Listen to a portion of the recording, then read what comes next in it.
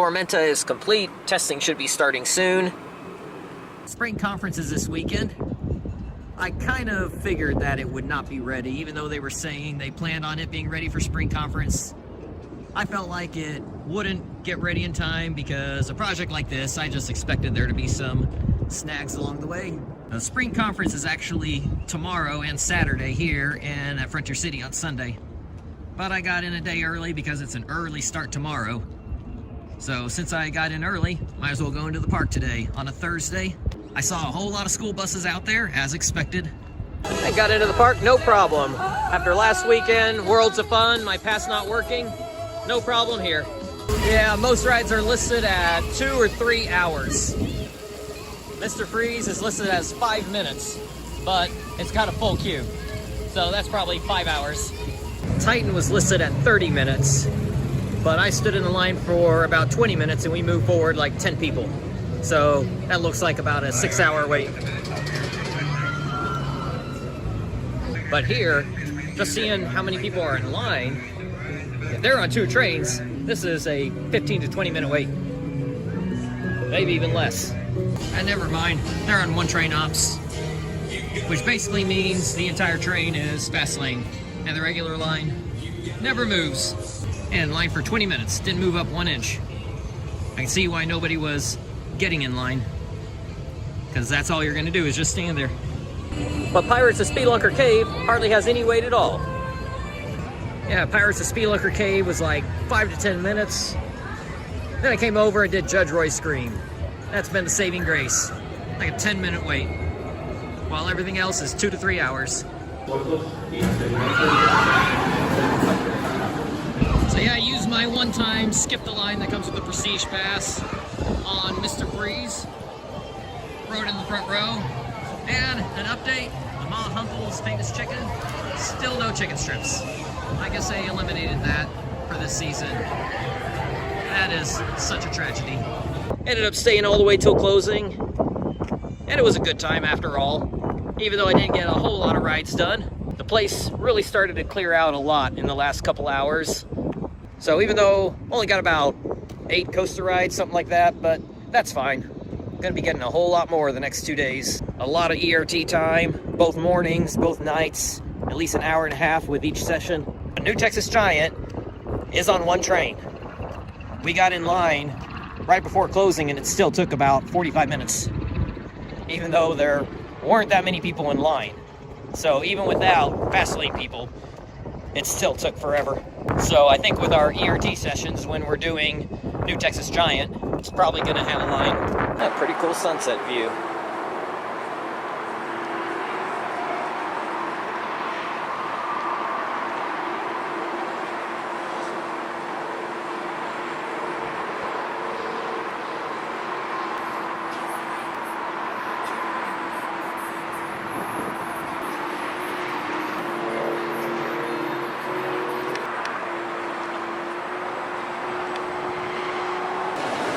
Did first ride of the day on Freeze. We were at the front of the pack, and it's a good thing we were, because it got a long line real quick, even during ERT.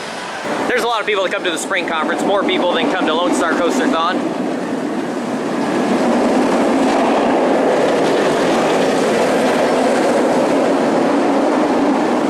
So after that one ride, me and my friends, we came over here, did a couple rides on Batman the Ride. They're moving on to other things, but I'm just gonna stay here because they're running 2 trains on Batman. So our early ERT also consists of this stupid thing. Yeah, no thanks. We can also do Joker and Judge Roy. I did 5 laps on Batman the Ride. Check back on Mr. Freeze. Line got a little shorter, but it's still kind of long. Judge Roy's Scream developed a little bit of a line, so did my 1 ride, then came over here, walked on to Joker. Definitely glad we did Mr. Freeze first. Glad we didn't come back for another ride, because it broke down. Batman the Ride broke down. Definitely happy we had this ERT session. Get 5 laps on Batman the Ride, 1 on Freeze, Judge Roy's Scream, and Joker. Kind of year this has been for me at amusement parks. That is a pretty impressive ERT session. ERT sessions in the past, I'd be able to get like 10 to 12 rides in an hour. I just don't think that's going to happen anymore. Amusement parks are more popular than ever. I have a feeling every amusement park is going to just absolutely shatter attendance records this year.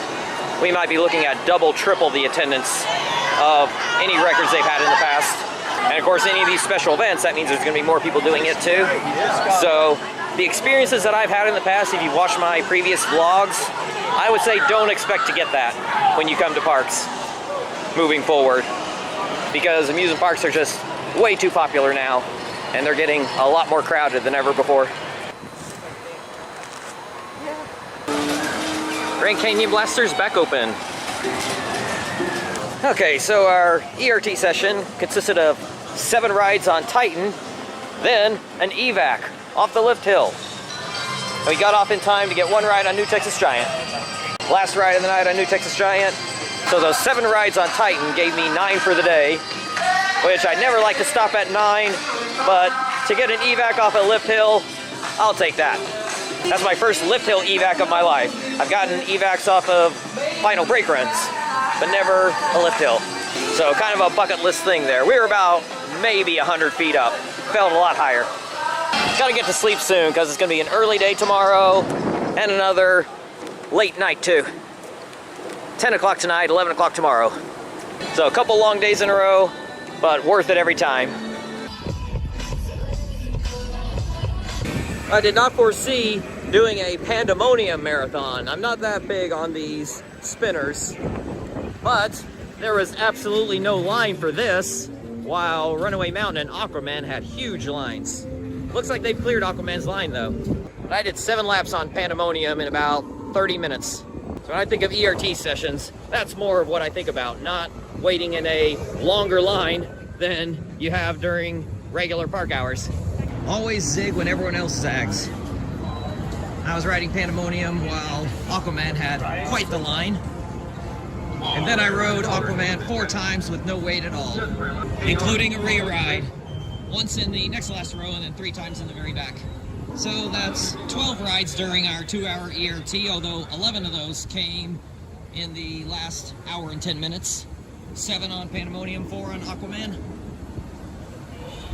I've only ridden this, I believe, 1 time since the official opening day. Yeah, Pandemonium got slammed at the start of ERT. 45 minutes into it, there was no line at all. Aquaman got slammed when it opened at about 10 o'clock. And then half hour later, no line at all. So if you play it wrong, you're not going to get many rides during ERT. Play it right, you can still get a lot, even when there's this many people at an event.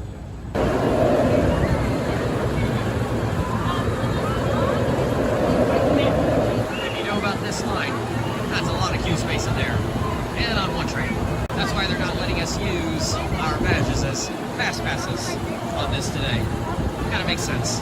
Well, we've had a power outage at Six Flags Over Texas, so they're giving out the ice cream.